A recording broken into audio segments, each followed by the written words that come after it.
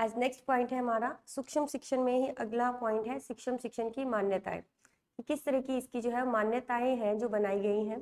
उसमें देखो सबसे पहले है सूक्ष्म शिक्षण शिक्षण का एक अति लघु रूप एवं सरल रूप है। ये हम शुरू से पढ़ते आ रहे सूक्ष्म शिक्षण में कि जो पढ़ाने का ही क्या है एक छोटा रूप और इजी जो है वो स्टेप है एकदम।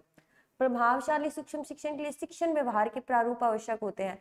अब प्रभावशाली शिक्षण के लिए क्या होगा, सूक्ष्म शिक्षण के लिए पहले जो छात्र अध्यापिकाएं हैं वो क्या करेंगे, अपने टीचर को देखेंगे पढ़ाते हुए, ठीक है, तो वैसा ही क्या करेंगे, उसी व्यवहार को जो है आगे जाकर जो है वो अपने सूक्ष्म शिक्षण के अंदर जो है वो उसको प्रभावी बनाएंगे कि हम भी वैसा ही व्यवहार करें क्योंकि हम भी एक टीचर बनने जा रहे हैं।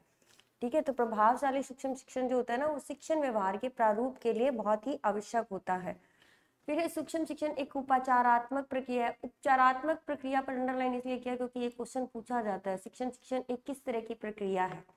ठीक है, तो एक उपचारात्मक प्रक्रिया क्योंकि इसके अंदर क्या होता है कि आपके बहुत सारे कौशल होते हैं एक व्यक्ति के अंदर, लेकिन उसके अंदर क्या होता है जैसे किसी एक या दो जो कौशल होते हैं उन पर ज्यादा केंद्रित रहते हैं कि उनको जो है वो अच्छे से उनकी स्किल को सुधारा जाए या उनका उपचार किया। सुधारना क्या होता है, एक तरह का उपचार ही तो होता है।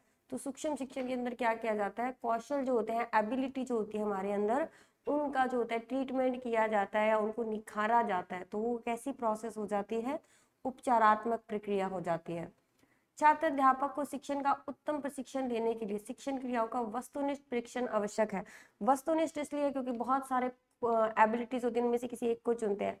4 ऑप्शन होते हैं, उनमें से एक को चुनते हो ना, उसी तरह से वहां पर भी बहुत सारे ऑप्शन होते हैं स्किल्स के, जिसके अंदर से हमें किसी एक या दो स्किल्स को सेलेक्ट करके जो है वो उनको आगे जो है हमें उस एबिलिटी को क्या करना पड़ता है, उसको आगे जो है वो और प्रोसेस करना पड़ता है ताकि वो एबिलिटी हमारे अंदर बहुत अच्छे से आ जाए और आगे हम उस एबिलिटी का प्रयोग करके क्या करें, बच्चों को अच्छे से पढ़ा सके। शिक्षक में सुधार लाने के लिए समुचित अवसर दिए जाने चाहिए। इसके अंदर भी क्या होता है, जैसे क्या है आपको सूक्ष्म शिक्षण के लिए जैसे एक बार क्लास लेते हैं, अगर उसमें ढंग से नहीं होती ना, बहुत सारी गलतियां निकलती है, तो आपको फिर से एक अवसर फिर दिया जाता है कि आप दोबारा से जो है वो फिर से जो है वो अपनी क्लास ले सकते हो ताकि उसके अंदर जो है वो आप अपनी गलतियां जो है वो सुधार सको। तो अलग अलग तरह के अवसर दिए जाते हैं इनको अपने शिक्षण को सुधारने के लिए, लेकिन टीचर बनने के बाद आपको ऐसे अवसर कोई नहीं देगा।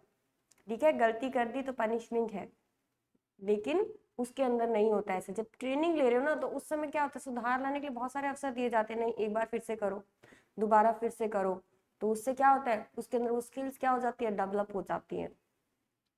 फिर आएंगे इसके सोपान आते हैं कि शिक्षण सूक्ष्म शिक्षण जब सिखाया जाता है उसके अंदर फर्स्ट स्टेप क्या होता है, सेकंड स्टेप क्या होता है, थर्ड स्टेप क्या होता है। वैसे तो देखो ये डायग्राम है, जैसे इसके अंदर क्या है कि पूरा एक दे रखा है कि इस तरह से जो है वो एक सूक्ष्म शिक्षण की पूरी की प्लानिंग की जाती है। सबसे पहले जैसे पाठ योजना की जाती है, लेसन प्लानिंग की जाती है ना कि हमें ये लेसन पढ़ाना है, इतने मिनट के अकॉर्डिंग हमें इतना ही लेसन पढ़ाना है। उसके अंदर आपकी प्रस्तावना भी होगी, ठीक है, पूर्व अनुभव भी होंगे कि पूर्व से जो आप बच्चों ने पढ़ा है उसके बारे में बच्चों को क्या पता होगा। 6 मिनट का टाइम दिया जाता है, 6 मिनट के अंदर अंदर आपको सारा कुछ जो होता है वो बच्चों से करवाना होता है, खुद भी बताना होता है और बच्चों से भी पूछना होता है। तो जिसमें क्या करोगे, सबसे पहले आप लेसन का नाम बता दोगे आप बच्चों के अंदर कि हम जो है वो आज आपको ये वाला टॉपिक पढ़ाने वाले हैं। दूसरा स्टेप आप क्या लोगे, उन बच्चों से पूछोगे कि आपको इसके बारे में क्या पता है। ज्यादा से ज्यादा एक या दो बच्चों से पूछो क्योंकि इतना टाइम पीरियड नहीं होता है, सिर्फ 6 मिनट दिए जाते हैं जिसके अंदर से आपको सारा कुछ जो है ये लेसन प्लानिंग का पूरा काम करना होता है। उसके अंदर क्या करोगे, सबसे फिर क्वेश्चन पूछोगे जिससे उनका क्या होगा, पूर्व ज्ञान का अपन को पता चल जाएगा। उसके अकॉर्डिंग जो है वो अपन क्या करेंगे, फिर टीचिंग करेंगे। फिर क्या होता है, प्रति पुष्टि देने फीडबैक मिलता है, जो सामने निरीक्षक बैठा होता है ना, जो टीचर बैठा होता है वो क्या करेगा, उसको अपन को क्या करेगा, क्रिटिसिज्म करेगा, यानी कि अपन को कुछ जो समालोचना होती है, आलोचना जो होगी या जो आप जो स्किल्स जो अच्छे से नहीं बता पा रहे हो, तो वो सारी की सारी वो क्या करेगा, पीछे कॉपी पे नोट करके वहां छोड़कर चला जाता है। उसके बाद आप देखते हो कि उसके अंदर हमारी जो ये गलतियां दे रखी हैं, उसके बाद उसको फिर से री प्लानिंग करने के लिए कहा जाता है कि आप री लेसन प्लानिंग करो, फिर से दोबारा से निर्माण करो। फिर वापस से फिर वो टीचिंग करता है, ठीक है, फिर से टीचिंग करता है, उससे फिर से री फीडबैक मिलता है। उसके बाद फिर से अगर दोबारा तब भी नहीं हो जाती तो फिर से दोबारा से उससे पाठ योजना करवाई जाती है। तो ये प्रोसेस जो होता है वो चलता रहता है जब तक उसके अंदर स्किल्स जो है वो डेवलप नहीं हो जाती। तो इसके लिए है जो 10 सोपान है, जिसमें से जो सेकंड वाला सोपान है शिक्षण कौशलों की परिचर्चा, तीसरा भी इसी के अंदर ही ऐड है, इसलिए काउंटिंग में 9 ही आ रहे हैं, अदरवाइज ये 10 सोपान है जिसके अंदर क्या होता है, सूक्ष्म शिक्षण जो है वो पूरा कंप्लीट किया जाता है। सबसे पहले अभिविन्यास यानी कि ओरिएंटेशन। ओरिएंटेशन में क्या होता है, जैसे जो आपको टीचर बता रहा है सूक्ष्म शिक्षण के बारे में कि आपको क्या करना है, जैसे बीएड कर रहे होते हैं या एमएड करते हो, उस समय क्या होता है कि एक टीचर आपको क्या बताता है, क्योंकि आप क्या हो इस समय, भावी टीचर हो, यानी कि आने वाले टीचर हो, तो आपको उसी के अकॉर्डिंग सारा पढ़ाया जाता है कि आपको बच्चों को कैसे पढ़ाना है, कैसे ट्रीट करना है, ठीक है, तो वो सब पढ़ाया जाता है। तो उसके अंदर आपको सूक्ष्म शिक्षण अगर पूछा जाता है तो उसमें आपको एक टीचर क्या करेगा, उस सूक्ष्म शिक्षण के बारे में हर एक चीज बारीकी से बताएगा। पहले ये क्या होता है, इसकी विशेषता क्या है, इसके गुण क्या है, इसके दोष क्या है, ये क्यों उपयोगी है, ठीक है, तो ये सारी चीजें जो है ओरिएंटेशन के अंदर जो है बच्चों को सारी बता दी जाती है, छात्र अध्यापिका या अध्यापिकाओं को। उसके बाद क्या किया जाता है, शिक्षण कौशल की परिचर्चा की जाती है। कौशल यानी कि एबिलिटी। इस सोपान में कौशल शिक्षण को लेकर आदर्श सूक्ष्म शिक्षण का स्वरूप प्रदर्शित किया जाता है, यानी कि एक आदर्श मॉडल के रूप में जो है उनको बताया जाता है कि सूक्ष्म शिक्षण का स्वरूप किस तरह से आप प्रदर्शित कर सकते हो। मतलब एक खुद टीचर जो होता है ना वही आपको बताएगा ये, क्योंकि उस वक्त रोल मॉडल वो खुद ही है, वो खुद ही आपको बताएगा कि आपको इस तरह से, जो जैसे मैं आपको पढ़ा रहा हूँ ना, बीएड में भी ऐसे होता है, जैसे जाते हैं ना तो टीचर क्या करता है, आते ही सबसे पहले आपको टॉपिक का नाम बताएगा, बताते ही पूरी क्लास से कम 5 से 7 मिनट तक वो सारे क्वेश्चन पूछता है पीछे वाले, ठीक है, यानी कि पूर्व ज्ञान पूछता है पहले, बच्चे जवाब भी देते हैं, अपने दिमाग से जो भी आपको जवाब आता है वो आप दो, ठीक है, क्योंकि उसमें क्या कराया जाता है कि एक बोलने की ही तो ट्रेनिंग दी जाती है, कॉन्फिडेंस डेवलप होता है ना बोलने से, तो उसी की तो ट्रेनिंग दी जाती है, तो एक मॉडल के रूप में जो होता है वो खुद बताता है टीचर। इस प्रक्रिया को ही मॉडल आदर्श पाठ प्रस्तुतिकरण करना भी कहा जाता है। शिक्षण कौशल की परिचर्चा होगी, उसके बाद क्या होता है, आदर्श पाठ प्रस्तुतिकरण, यानी कि 2 पॉइंट आ रहे हैं इसके अंदर, ये एक तो ये आ रहा है और तीसरा सोपान जो है वो ये वाला है, आदर्श मॉडल एक प्रस्तुतिकरण है, यानी कि कोई भी पाठ का प्रस्तुतिकरण जो है वो सूक्ष्म शिक्षण के द्वारा आप कैसे कर सकते हो, तो उसके ऊपर जो है वहाँ पर डिस्कशन होता है क्लास के अंदर, डिस्कशन ऑफ टीचिंग स्किल्स के अंदर टीचिंग स्किल के बारे में डिस्कशन किया जाता है। नेक्स्ट है पाठ निरीक्षण एवं समालोचना। इस सोपान में छात्र अध्यापकों को निरीक्षण एवं समालोचना से संबंधित जानकारी दी जाती है। प्रत्येक शिक्षण कौशल के लिए अलग अलग निरीक्षण प्रपत्र दिए जाते हैं। अब इसके अंदर क्या किया जाता है, पहले तो उनको क्या बता दिया, सूक्ष्म शिक्षण के बारे में बता दिया, फिर इन्होंने कहा कि जैसे हम पढ़ा रहे हैं वैसे आपको पढ़ाना है, फिर कहेंगे कि पाठ निरीक्षण समालोचना की लेसन ऑब्जर्वेशन एंड क्रिटिसिज्म, छात्र अध्यापकों को क्या बताया जाता है, फिर बताया जाता है कि तुम्हारी गलतियां भी निकाली जाएंगी, ठीक है, समालोचना भी की जाएगी, यानी कि क्रिटिसिज्म किया जाएगा, आपके लेसन को ऑब्जर्व करके क्या किया जाएगा, उसका क्रिटिसिज्म किया जाएगा, जो गलतियां आप करते हो उनको नोट किया जाएगा, ठीक है, तो वो क्या हो जाएगा, पाठ निरीक्षण एवं समालोचना हो गया। सूक्ष्म शिक्षण यानी कि जब एक टीचर बनने वाला व्यक्ति जो होता है, छात्र जो होता है, उसको जब वो सूक्ष्म शिक्षण देने जाता है ना, तो उससे पहले उसको ये सारी चीजें बताई जाती हैं। सबसे पहला स्टेप बताया जाता है अभिविन्यास, सेकंड बताया जाता है शिक्षण कौशल की परिचर्चा की जाती है, थर्ड आता है कि आपका निरीक्षण कर कर आप पे क्या किया जाएगा, क्रिटिसिज्म किया जाएगा, यानी कि गलतियां निकाली जाएंगी, ठीक है, समालोचना गलतियां ही होते हैं, आलोचना करते हैं ना किसी चीज की, तो अच्छी चीजें भी, ये नहीं है कि सिर्फ बुरी चीजें ही बताई जाएंगी, अच्छी चीजें भी बताई जाती है कि आपने इस स्किल का उपयोग बहुत अच्छे से किया और इसमें ये कमी थी, ताकि आप उसको क्या करो, सुधार सको।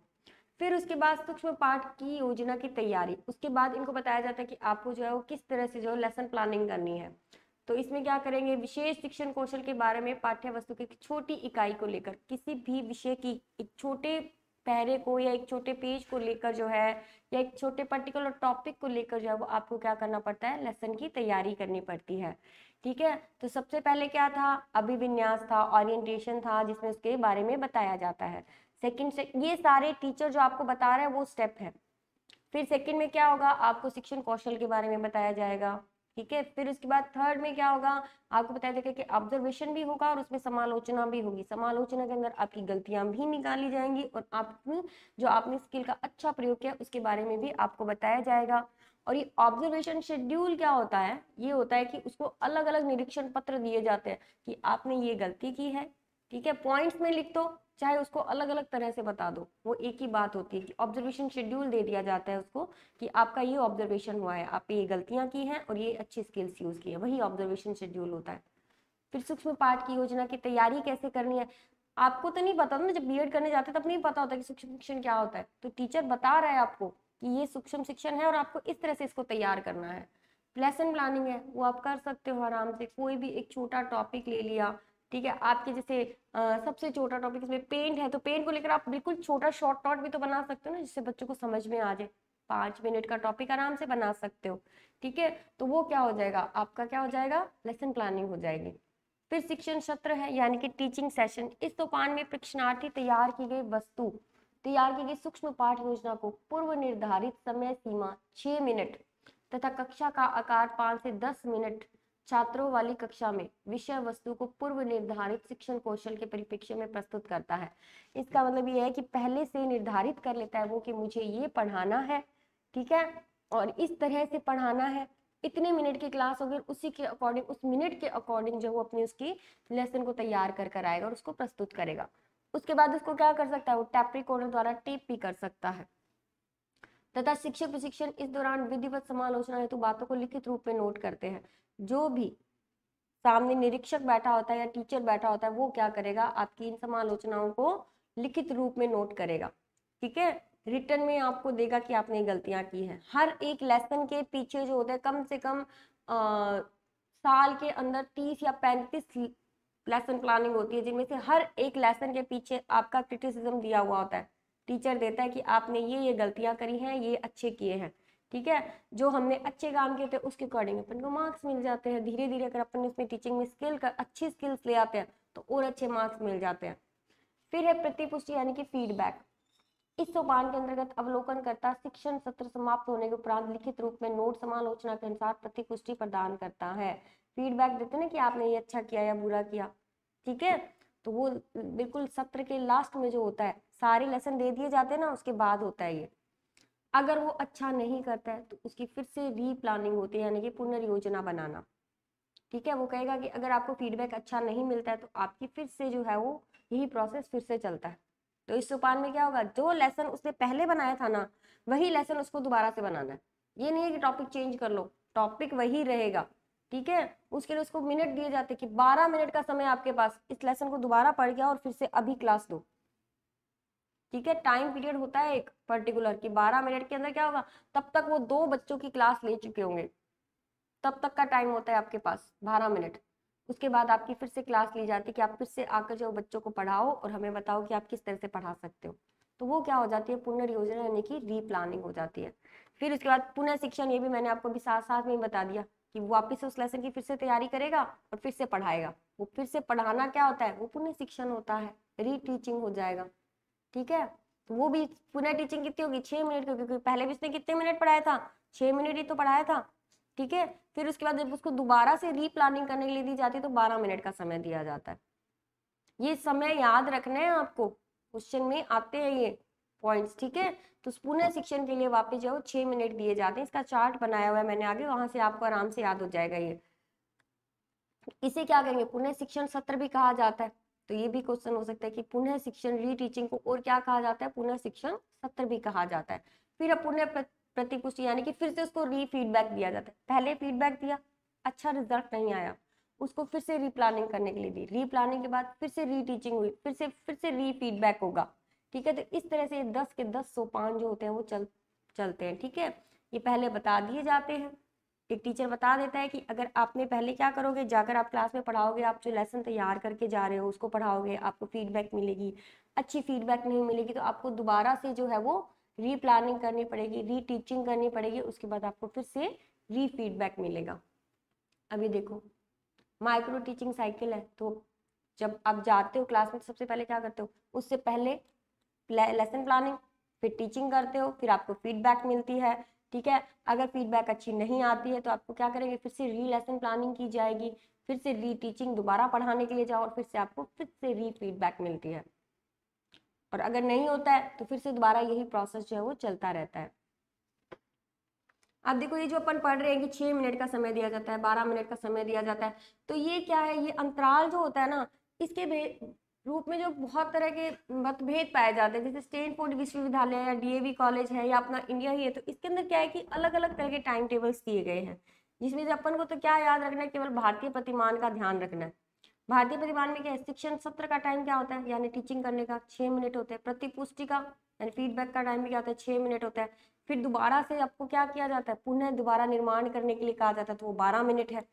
पुनः शिक्षण सत्र दोबारा से आप पढ़ाओगे तो वो 6 मिनट का, फिर से री फीडबैक मिलता है, वो भी 6 मिनट का होता है।